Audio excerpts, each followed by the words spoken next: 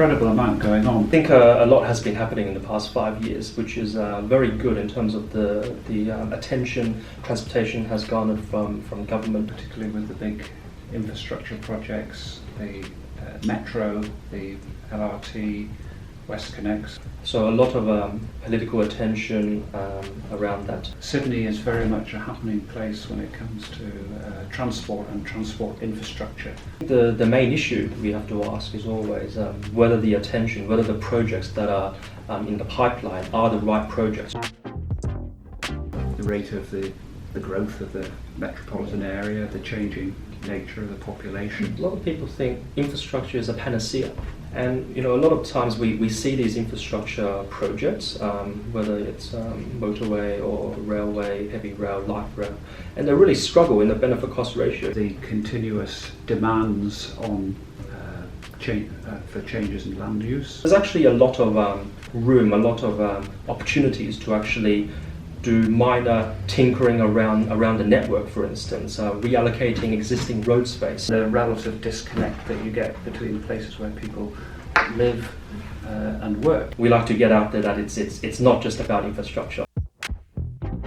A lot of the issues are often not technically related, but to do with the institutional structures in place. Finding a sustainable funding stream.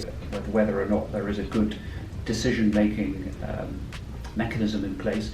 Not just in new infrastructure, but also in providing existing services as well. One that can sort of be self-sufficient, self-reliant. Making sure that to the extent that you can, that there's a good line of communication between those who are making the decisions and citizens themselves. I would probably prioritise understanding user requirements.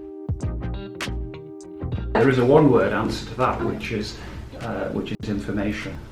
Not any old information, but good quality information. There's so much obsession these days about technology and journey planning apps, things that can help make, or very important I should say, help make that journey that little more seamless. That will enable me to plan and execute an end-to-end journey and to cope with any disruption. But I would also say that the services have to exist there in the first place. One of the phrases that we use quite a lot is understanding where the pain points occur. Joining our land use policies to enable higher population employment densities, land use diversity, and also kind of transit or pedestrian oriented design. So if we can understand the information that would best minimise the pain points and make journeys more seamless, then I think that's an important advance.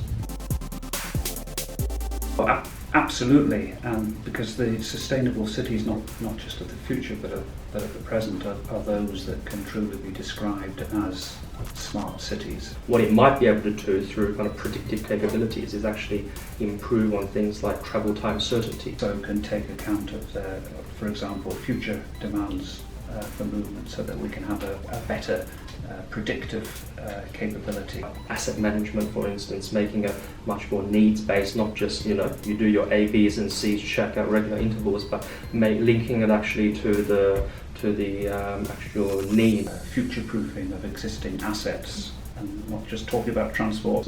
And lastly, also on infrastructure planning, I think, and there's just so much underutilized capacity on our network. We know that autonomous vehicles are going to feature in future mobility. Regulating a lot of emerging disruptive technologies. What we don't know with any kind of certainty is how those autonomous vehicles are likely to be used. The market just delivers kind of a unfettered kind of saturation of autonomous vehicles. It can cause havoc. I very much hope that the emphasis is very much towards the shared end of the spectrum. People have been talking about visions of kind of a universal automated taxi service for everyone, and it's very cheap because there's no more labour costs, so it kind of destroys public transport. Public transport very much at the heart of the future of transport. Absolutely. I think we're in the kind of early period of this next major wave of disruption. I hope not. I think we've had significant disruption already, particularly with the changing nature of mobility, the arrival of the sharing economy. The rise of kind of new technologies, autonomous and connected vehicles enabled by things like demographic change, digital apps and platforms is the biggest kind of disruption since I think Henry Ford brought in the Model T. Layer onto that automation, layer onto that electrification of transport as well, and people tend to talk about these revolutions that are taking place. It's enabled a lot of extra mobility, accessibility for people, but also at the expense of a lot of issues. There's an awful lot that we need to concentrate on again, these kind of non-technical governance, institutional, deep funding related issues. And cause things like massive urban sprawl in our cities and this kind of automobile dependency. The biggest challenge is how we make sure that disruption occurs to our advantage. The answer is yes, and the answer is that they absolutely need to. In terms of public-private collaboration, this is really the holy grail. We've got many regulatory regimes that fundamentally require public and private actors. A broker, an aggregator interface in the future where actually different specialized businesses work together, including governments as well, in a way that can be beneficial for all of society. What I think is important is, of course, transport needs to reflect changes in society. Well, you mentioned transport planners and you mentioned infrastructure planners.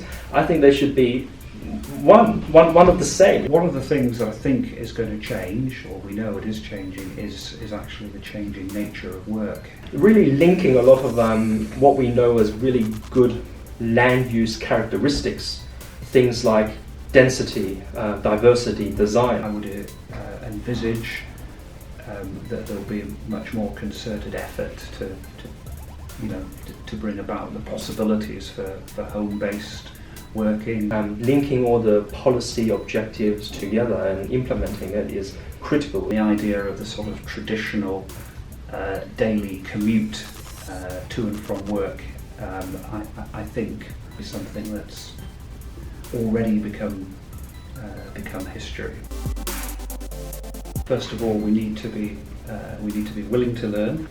Well, I wouldn't discount that Australia leads in a lot of areas, but Australia also has some catch-up.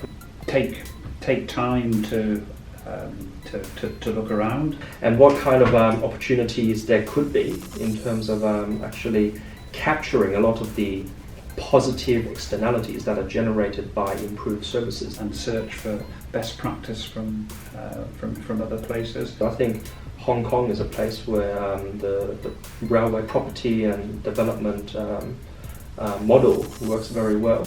To cooperate. Capturing some of that uplift, all of which helps for a more sustainable funding model and revenue stream.